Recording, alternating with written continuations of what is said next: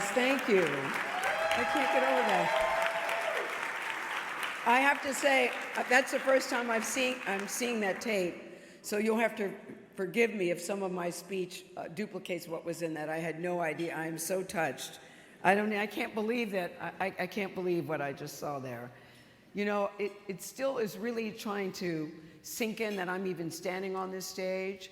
I was at the NBA All-Star this past weekend in Salt Lake City, and I was flying from Salt Lake to Phoenix, and I was on the flight with Charles Barkley, who, as you guys probably know, lives here.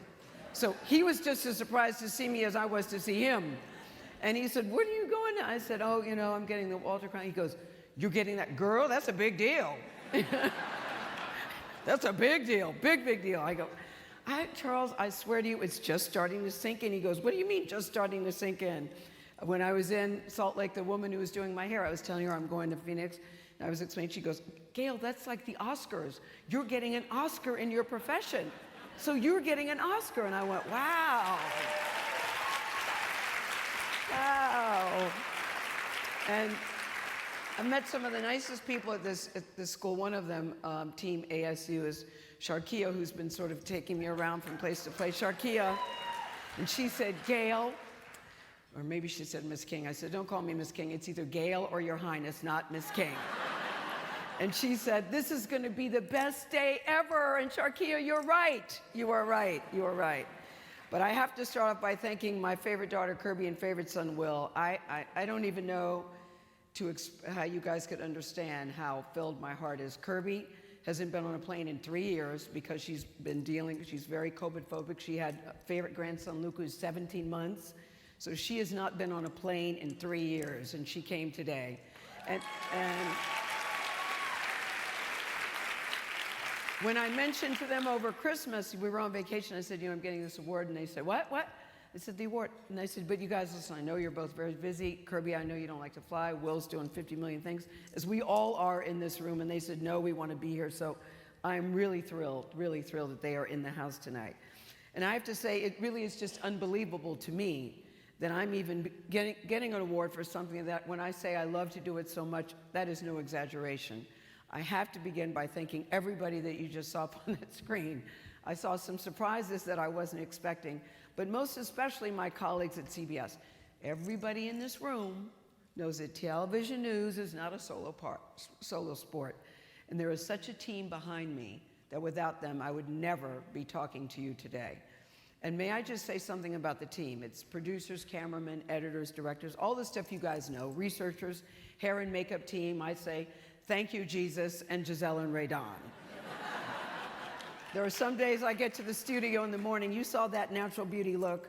I will be out somewhere and people say, "You sound like Gayle King. Are you Gayle King?" I go, "Well, yeah, I am." They go, "Are you in disguise?" No, this is my face. And then they say something that you know they don't mean. "You look so pretty." So sometimes I go and I say, "Well, my face is still back at home, so just do what y'all can do."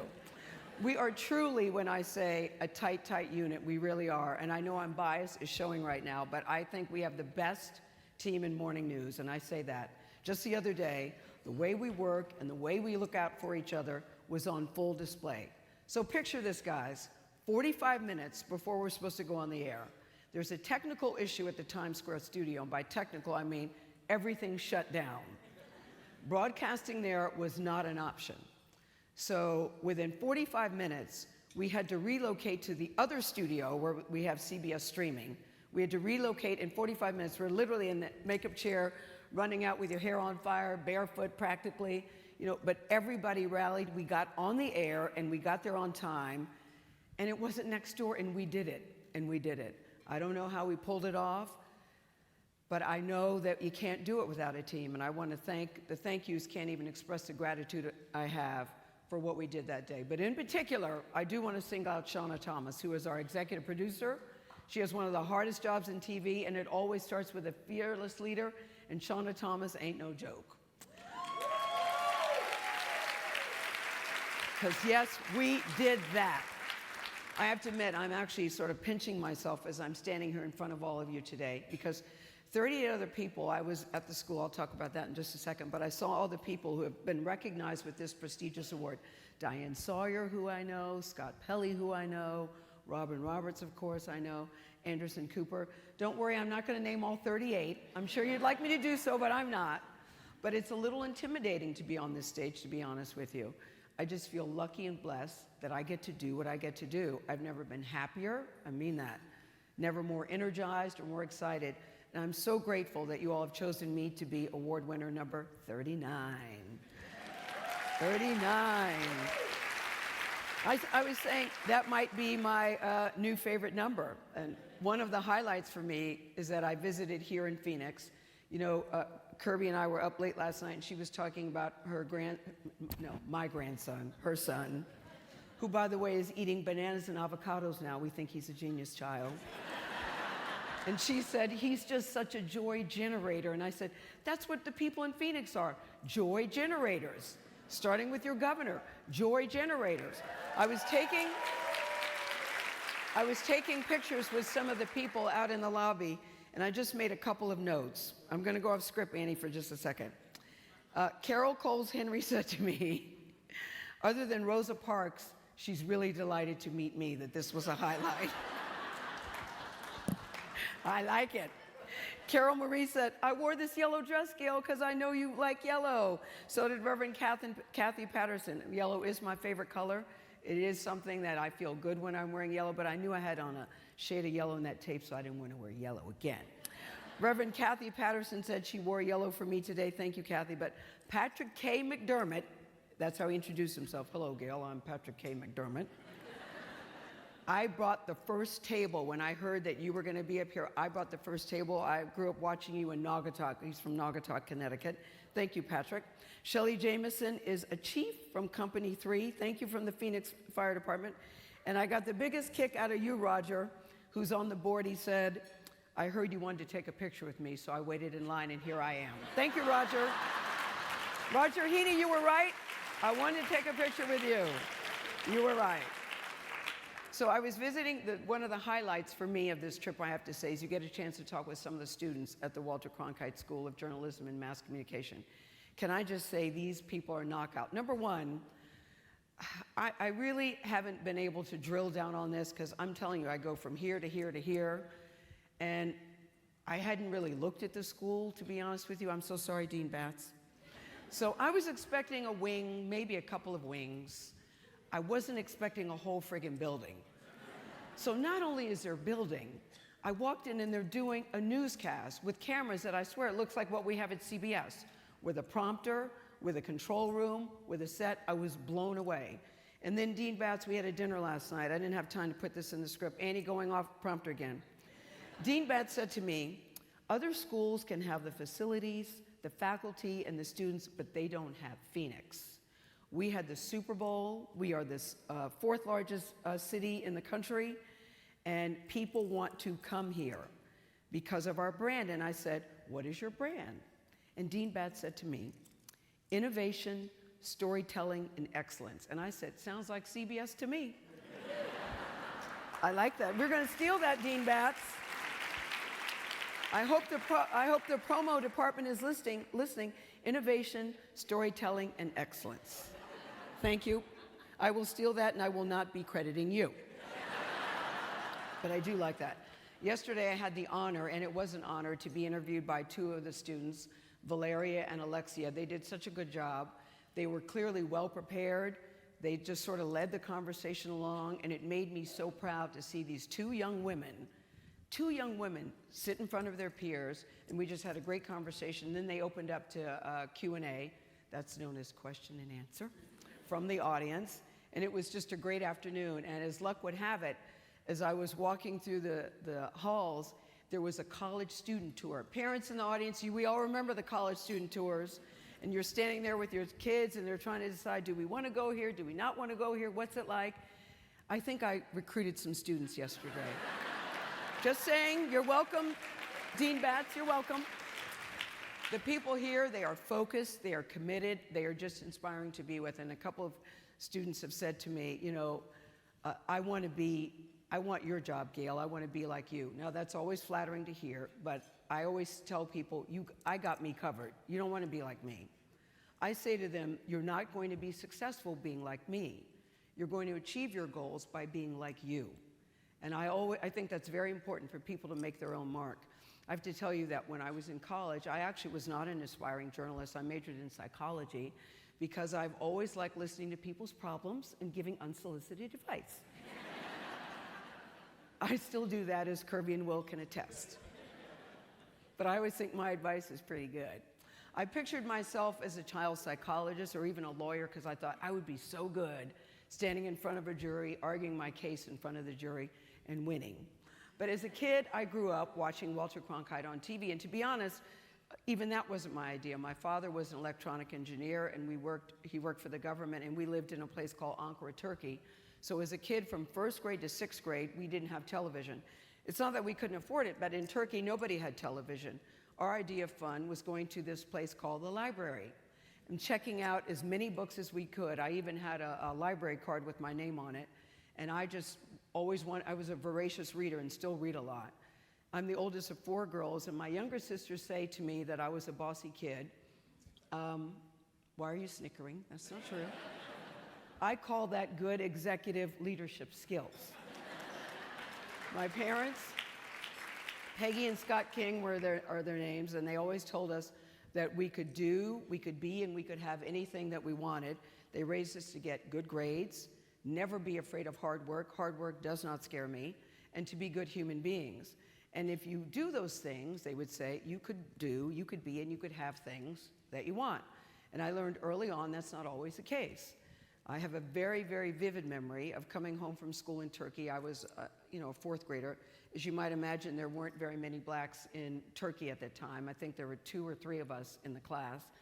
And I came home and I told my mom that I wanted a blonde ponytail like my friend Carol. Because when she ran and I was behind her, it used to swing back and forth, and I thought that was so cool. I said, I have these 2 braids and they never move. They just stick like sticks. Black girls, you know what I mean. And my mom said, your hair is beautiful and you can't have a blonde ponytail. It doesn't work that way. But my mom was wrong because if I wanted to, I could buy one today. George and Shauna and Wendy, what would you think if I come to work and I'm blonde and it's a ponytail? Let's think about that for a second. When we moved back to the States, I was in 7th grade, and that's when I discovered Walter Cronkite. How? You heard in the tape, my dad had an unbreakable rule that we had to watch CBS Evening News with Walter Cronkite as a family, 6:30 every single night, and that was not my idea of a good time. I thought Walter Cronkite and the news was so boring, with a capital B, but my dad insisted it's important to know what's going on in the world. He had no idea how he was preparing me for what I'm doing today. Television was really different back then. Today we've got hundreds of voices reporting the news on so many different platforms. But during that time, Walter Cronkite emerged as a singular voice. It was appointment television before we even knew that phrase. Night after night, Walter Cronkite came into our living room from reporting the news, and people trusted that he was giving them the truth. My dad was one of those people. He passed away when I was a freshman in college, but I really can't help thinking of him today because he would be so proud of this moment. A, that I even work at CBS, let's start with that. And then B, that I'm standing here getting the Walter Cronkite Award for Excellence in Journalism. And I have to say, I no longer think that news is boring. No, I don't. Covering the news really is my happy place. I have a TV in every room in my house, including the bathroom. Picture me in the tub, go ahead. But not the living room, because my mom thought a TV in the living room was in poor taste. I actually don't believe that, but I still don't have one there. Just shows you how your parents get into your head. The news these days is 24/7. By that I mean 24 minutes and 7 seconds, and it can change very, very quickly. And it's not lost on me at night, and this is one of my favorite things, that you can go to bed at night and you wake up in the morning and the world has changed, and that's exactly what happened yesterday morning. President Biden made an unannounced historic surprise visit to Ukraine. And when you turned on your TV sets yesterday morning, I'm thinking many of you heard that on the news for the first time. I did. I heard it on the news. And I just love those kind of days. I would like to think that Walter Cronkite would be so proud of the work that we do at CBS News. We all know, everybody in this room knows, how important a free press is to democracy. We report without fear or favor. We, of course, would like to be first on any major breaking news story at CBS, but not at the expense of not getting it right. Sometimes we'll have breaking news, and I see the other guys, and I go, why can't we report this? It's all over the place. And I'm told, well, wait, we have to verify it. We haven't verified it. And darn, that's a couple times that has saved us, because people have to go up and say, well, no, it didn't quite happen that way. So our verification game is really, really tight. There is such a wide range of organizations delivering the news today, but viewers, I call on you. I believe you need to find networks that cover the stories that you care about, number one, but you should also make a point of knowing if the outlet of your choice has a particular ideology or an agenda. Because hear me when I say this, not all news organizations are the same. And that's so true. Sometimes, just for grins, I'll watch what other people are doing who shall remain nameless, and I go, but that's not what happened. That's not true. What are they talking about? I encourage you, the audience, to do your own due diligence on that. The news is always evolving, always, but at CBS, the evolution has not come at the expense of losing our core values, our beliefs, our original reporting, and I'd like to say exquisite storytelling. I think, and I mean this, that we're one of the best of the business when it comes to that. Just this past weekend, when I was in Salt Lake City, 60 Minutes was there, and they're doing a story on someone, I can't tell you, but it's somebody famous. And so I said, so what are you guys doing? And I talked to the person who they're doing the story on, and I said, what does this mean? He said, as a kid, I grew up with my grandmother watching 60 Minutes. We had to watch it. And so for me, for 60 Minutes cameras to be here doing a story on me is just unreal. That's the power of 60 Minutes. 6 minutes, it is the gold standard. Walter Cronkite is the foundation. He's the base of CBS News. For many young journalists, Walter Cronkite was like Jesus, and that's no exaggeration. Journalists all over the world revere him, myself included. It was in college that I got that news bug. I was a junior at the University of Maryland, and I was working as a production assistant at the local CBS station. And the minute I walked into the newsroom, I was hooked. The newsrooms are noisy, there's some swearing, but people are very, very excited and passionate. And back in those days, you used to gather around the assignment desk and people were yelling. The wire machines used to clack and clack and clack, make a lot of noise. It was chaos. And one of my jobs, first jobs, was doing chyrons. And somebody just asked me yesterday, what's a chyron? You all know what a chyron is. It's where you name the person. So it would say Dean Batts, Walter Cronkite School. And so it was my job to type in the chyrons. The only person back then who wasn't chyroned was the President of the United States. It was an entry-level job, and I was so excited to have it. And this was before spell check. So there were a couple times I got into trouble. I also had to pick out the graphics and the slides, you know, very basic stuff, but I really learned so much doing it, and I loved it. Paying dues, I believe in that. I believe you have to pay your dues, and I did that. But when you pay your dues in local news, the pressure is relentless, the competition is fierce, but quite simply, it's the opportunity of a lifetime, I believe.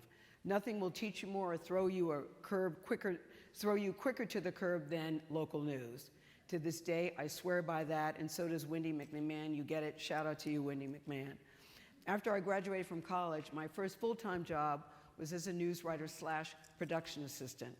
It's amazing what you can do with creative writing on your resume without lying.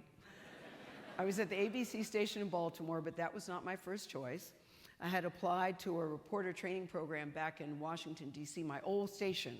So I had worked there, guys, for 2 years, a place where I knew everybody, I had proven myself, and I'm really not bragging here, but I was really pretty well liked. I got invited to all the different parties that people were having or all the dinners, even though I was, you know, this low-level person, and I got along with everybody. When people asked me to do, I was always asked to do extra stuff. I was that kid. I took that as a good sign. So I said, they know me. There's, you know, 4 positions, but thousands have applied, but I was really confident I was going to get this job. So when I didn't get it, I was very, frankly, stunned. And I went to the news director. His name was Jim Snyder. He's sort of like, I don't know if anybody in the room knows him, but he's kind of like Ed Asner in the Mary Tyler Moore Show. And I walked into his office, and listen, this wasn't someone I talked to on a regular basis because he's the news director. I'm not even sure he even knew my name at the time, but I walked into his office, and he's sitting on his desk, and his feet are on the desk, and he's reading the paper, and he looks over his glasses. Yes, not exactly friendly. And I said, Mr. Snyder, I was just wondering, I applied for that job, and I didn't get it, and I was just curious about why I didn't get it, because, I've worked here for 2 years, and people are familiar with my work, and I think I do a good job. And he goes, you're right, you do a good job. You could have gotten it, but we gave it to other people, and life ain't fair. Anything else? He never put down the paper. He never took his feet off the desk. It was a clear sign this conversation is over, and all I could say was, thank you so much. And then you just walk out of the room. But that was a lesson to me. Life ain't fair. Sometimes you do the best, you do a good job, you think you have something in the bag and you don't get it, or whether it's a relationship, whether it's a job, whatever it is, in a school you want, life ain't fair. That was a big lesson for me. So I was rejected, and I took the job in Baltimore, and a year later, and reapplied for that reporter training program, and I got the job the second time. And that's where I really learned the ropes of this business. And to this day, I remember the people that helped me most. On that tape, you saw J.C. Hayward. She was the main anchor who would look at my copy, critique me, give me hair and makeup tips, wardrobe suggestions. She would listen to my reading and say, slow down, or maybe you should rewrite this. Bruce Johnson, one of the top reporters who we lost last year, was one of the best teachers I ever had. Ralph Bagletter and Pam Coulter of CBS Radio. When I see her on the tape, I'm really touched by that. They allowed me to go out on stories with them and write my own script, and they always had a comment or two on how to make it better. And when I first came to CBS, Pam Coulter was one of the first people I called, just to say, Pam, I just wanted to say thank you for all that you've meant to me.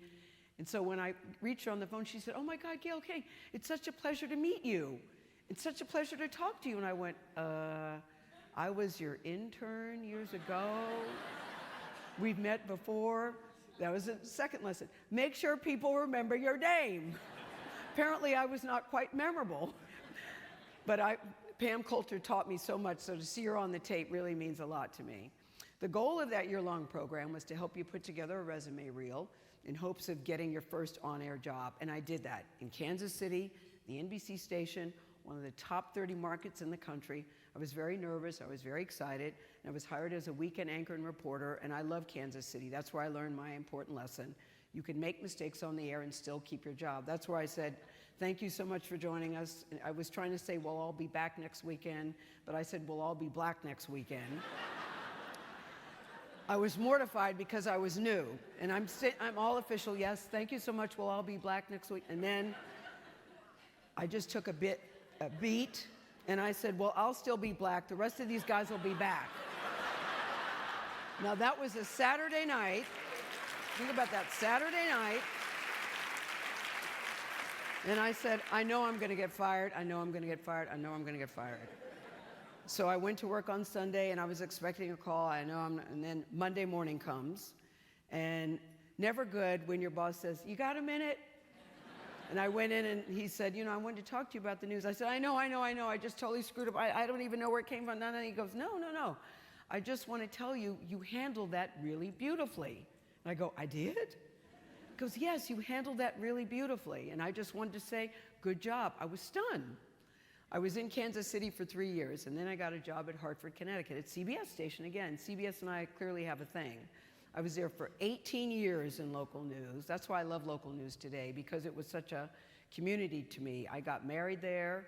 I had 2 great kids, Kirby and Will, who you've met. I got divorced there. That's not so great, but that kind of stuff happens. We're a very big club, but it's okay. But I have very fond memories of that time, including one that wasn't so funny, but I can laugh about now. I worked, Kirby was born, they were actually both born. Kirby was born, and I worked right up there until 2 days. Like, I'm just trying to get it right, not that it matters, but I worked on Friday, and Kirby was born Monday morning. And so she was born 3 weeks early. And anybody in local news knows the May book is crucial. The May book, the November book, the February book. Kirby was born May 12th, 3 weeks early. And all I could think was, oh my God, I can't take time off, I can't take time off. It's the May book, it's the May book. So I took, a few days off, and then went back and resumed the maternity leave because I thought you got to be there. But when I came back, the news director said to me, Gayle, we're very excited that you've had a baby and Kirby's lovely, but you've gained a couple of weight and your butt is hanging over the chair. So we would appreciate it if you would scoot in a little more when you're reading the news. That was actually said to me back then. Nobody would say that now, but that was said to me back then. And all I could do was say, oh, okay, sorry. I mean, I didn't even have I was so shocked and stunned by it, I didn't know what to do. How times have changed. Nobody would say that to a woman today. But I was very happy in local news. I loved it, and I swear by that today. Along the ways you've heard, I've worked in other media spaces. I've been in print business for over 20 years with Oprah Magazine and now Oprah Daily, which is digital. I have a live weekly radio show on Sirius called Gayle King in the House. We thought a lot on that title. But nothing is more thrilling to me in TV. I really consider myself a TV baby. Nothing gets my juices flowing like live TV. So how did I end up at CBS? I asked myself that too. CBS wasn't even a dream that I had. And one day, the phone rings, I get a call from Chris Lick, who says, we're reimagining the morning news broadcast. Are you interested? And I said, what exactly does that mean? He laid it all out for me. I had some meetings with some of the muckety-mucks over there. And by the end, I said, yes, please pick me, and he did. I would not be here without Chris Lick, who is now running things at CNN, so I thank you, Chris Lick, even though I know he's not in the room. I thank you. I would not be at CBS without him. So I've been at CBS Mornings now for 11 years. 11! We just celebrated our 10th anniversary and going into year 11, and I can remember calling Diane Sawyer saying, how are you doing this for 10 years? How are you doing this? Now I know, because I'm doing it and I still love it. Every year we mark the anniversary of the day I joined the program. I wear the same yellow dress that I wore on my first day at the job. And every year I prayed that it would fit, and it did. Although the seams were screaming a little bit, just a little bit. There isn't another job on the planet where one day you're in the studio talking to Mike Pompeo, live in the studio. The next you're talking to the only black woman who designed 2 different Air Force Ones for Nike. Her name, by the way, is Jennifer Ford, and she's the only black female founder of a U.S. sneaker retailer in the United States. Her company, by the way, is Premium Goods. Check it out. It's great. There isn't any other job where you're covering the death of Queen Elizabeth one day. Literally, you're in the balcony in London watching the procession go by, and 3 days later, you're on stage celebrating Harry Styles for breaking records at Madison Square Garden. No other job where you get to do that. I love the people that I sit at the table with every day. That's Tony DeCopel, Nate Burleson, Vlad Dutier, who, guys, just came back Monday from baby leave. He had a baby girl. We're very excited about that. You're going to be seeing little Celine, I imagine, from time to time. People say to me, I always feel I learned something watching you guys, and it looks like you're having a good time out there, and we are. But I will say this, the competition for what we call the big gets has never been more fierce, more fraught, than it is right now, and I embrace that challenge. I have no trouble picking up the phone and inviting people to come on and talk to us at the table. Just last week after the Super Bowl, I know you all saw Justina Miles. She's a deaf interpreter that signed for Rihanna. Did you see her? She was knockout. This young woman, she's 20 years old, was so engaging and so exuberant. She was just so fun to watch. I got her phone number and I texted her and asked her, would you please come on our show? And her response was, OMG, exclamation point. That's always a good sign. I can't believe that you called me. And she came. When Prince died suddenly at the age of 57, I reached out to Stevie Wonder and invited him to share his memories with us. And the next morning he did live on TV while everybody was grieving. He did a tribute, Purple Rain, he covered it live. That was a great moment. Michelle Obama, you saw, chose CBS for the first sit-down interview with her mom, Marion Robinson. And most recently, I talked to Sherelle Griner. Please send out good vibes for me. She talked to us before her wife, Brittany, was released from a Russian prison. It goes without saying, I'm still hoping to get a sit-down with Brittany herself whenever she's ready. That's why I'm asking you to send out the good vibes. Because everybody and their cat wants Brittany, including me, but whenever she's ready, I hope she picks us. We'll see. I don't really consider myself, and this may surprise you, to be a celebrity interviewer per se. Sometimes the people I'm sitting down with happen to be famous, many are celebrities, But if I'm asking the right questions, regardless of who it is, I'm always trying to find out something that I didn't know before, and I always think about what the people are watching. What are they curious about? I believe just about any question can be asked, but you have to be cognizant of the right place, the right time, and the right tone to do that. When I was in Utah, I was doing a panel, and there was somebody on the panel who had gone through a very public thing, and the panel was about NBA in Africa, and I was going to talk to him about it, go off script for a second and say, I wonder if we could talk about that. And I'd asked him before, are you comfortable? He goes, well, you know, if you bring it up, of course, I'm willing to talk about it. But the way the conversation was going, I just knew that it would just be out of left field. I also have a thing, doubt means don't. I don't always follow that, but doubt means don't. And I knew in that moment it was not the right thing to do. I'm always trying to give the person I'm talking to a platform to tell their story. Sometimes that can be very uncomfortable, especially if they've been arrested or under investigation. And even then, I'm never, ever, ever going for a gotcha moment. I'm never trying to make anyone feel uncomfortable or feel bad. In that conversation, I think they get to decide the story they want to tell. That said, I'm not afraid to challenge, console, or guide people along in the conversation. I don't know if you know, but sometimes people can be long-winded. It's a privilege and a responsibility to do the work we do, and I don't take it lightly. And if I have a piece of advice for students who are considering this life in this business, and I hope you do, it's a privilege and a responsibility to come into people's living rooms every day and deliver the news. Please don't ever forget that. It would be nice at this point in my remarks if I could tell you what it was like the time I met Walter Cronkite, but I actually never got a chance to meet him, never. But I can tell you the things that he stood for. His legacy is ever present in how we present the news, even today at CBS. We're a long way from anybody being called the most trusted in America, but trust is still the higher ground that we do every day. I'm proud of the people who have trusted us with their stories, and I try very hard to never disappoint. I thank Mr. Cronkite for the gifts of transparency, critical thinking, objectivity, perspective, and the most important thing, decency. Thank you for teaching me through your example to report the news, stick to the facts, and keep my opinions to myself, although that's sometimes difficult for me. I am working on that. I've been in trouble a couple times. Or sometimes it's difficult, and I watched again and again as Walter Cronkite demonstrated that you can go to bed at night and wake up to a very different world. Every morning when I take a front row seat to history, and I feel this at CBS News, the place you dedicated so many years to, I do my honor to honor your legacy. I do my best to do that. And as I accept this award from the Walter Cronkite School of Journalism and Mass Communication, I'd also like to acknowledge that 67 heroic journalists were killed in the last year. This can be a very dangerous job, too. Please don't forget that, too. The men and women across the globe who are currently risking their lives in the name of liberty and justice for all, I thank these men and women for their courage, their resolve, and their determination to tell the truth. You don't know me well, but the people that do know talking about myself is my least favorite thing. I was so honored and humbled by this award, but I was also like, oh my God, I just, am I worthy? Do I have anything to say? Should I do this? I don't like accepting awards and talking about myself. I really don't. But I don't mind talking about my team. It's an honor for us at the whole team at CBS. You saw it in the tape. We were recognized with an Emmy Award for Outstanding Live News Program. I'm very proud of that.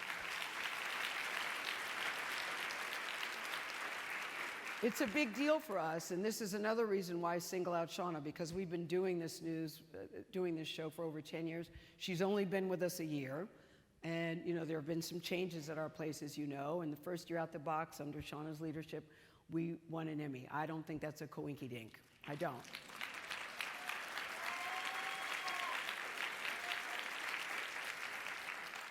While I'm very proud of this achievement, it's about what every single person does to make our daily broadcast a success. It's about the chemistry between Nate, Tony, and I, and Vlad at the table, and of course, our connection with the audience. And I know when you're watching morning TV, you do want to feel that the people get along. You do want to feel that they like each other, and we do. Our audience is growing. I have to just brag about that a little bit. We happen to be the only morning news program whose ratings are going up, especially in the prime key audience of women between the ages of 25 to 54. Everybody wants women. Why? Because women, you know, we are the key decision makers in the household. You know, when it comes to what you're going to watch, what you're going to buy, what you're going to eat, most of the time, it's women who are making those decisions. And we're not just doing better because the other morning shows are losing viewers in that key demo. Literally, more women are watching us more than they ever have before, and I think that's a testament to us being true to the values of CBS News. And I have to end with this because there weren't many women working at CBS News or any other network when Walter Cronkite was in the anchor chair. So I have to recognize some of the women at CBS News who are here with us today. Ingrid Ciprian Matthews, she's Executive Vice President of News Gathering.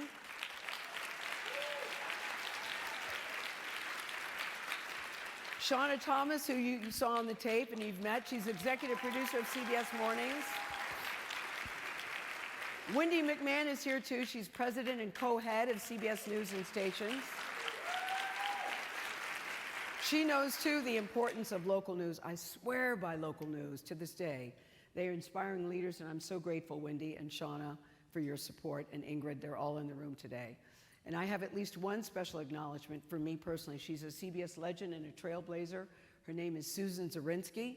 She is the president of See It Now Studios. That's the in-house production company of CBS, who, by the way, she's got a tie to Walter Cronkite. It's this. She worked as a desk assistant in the Washington Bureau on the team led by Walter Cronkite. She has been a true friend to me. She has been a North Star, and she has been invaluable, and I underline, capitalize, exclamation point, invaluable to me in my success, and I will never forget it. I thank you, Susan. In the building, she's known as Z. Walter Cronkite was 65 years old when he signed off from CBS Evening News in March of 1981. I just recently turned 68. I'm very proud of that. And I'm not even close to signing off. The big bosses, Neeraj Kimlani, president and co-head of CBS News, and George Cheeks, who is in the building, who's in the house, president and CEO of CBS and chief content officer. I got to start over because listen to George's title. George Cheeks, president and CEO of CBS and chief content officer, News and Sports Paramount Plus. I kind of like that, George. I kind of like that. I like that he has such a lofty title. I like it. They're always in the room where it happens because they make things happen. They're in the room. Our whole team really is in the room. We've got men and women working in there together. I want to thank you all for your leadership and my employment. I'm honored to have a seat at the table, at the CBS Mornings table, and retirement is the last thing on my mind. And that's the way it is, as Walter would say. Thank you, thank you.